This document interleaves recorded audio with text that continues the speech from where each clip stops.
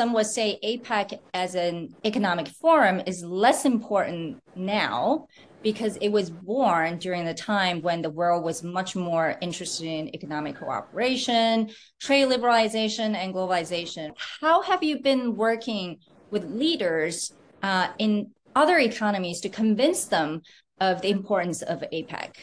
I think that all of the economies in APEC have all evolved in different ways over the last 30 years.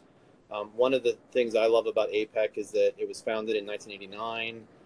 The first leaders level meeting was in 1993 here in the United States in Blake Island, Washington. And if you think about all of the things that we've tackled since then, we had the Asian financial crisis, we had 9/11, we had the global financial crisis, now we've had COVID.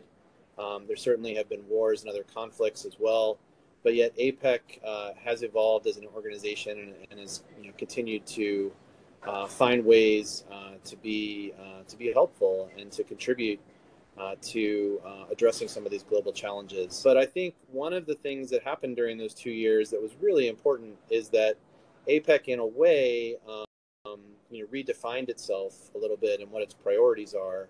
Essentially saying, okay, it's been 20 years since or more than 20 years since the Bogor goals in Indonesia.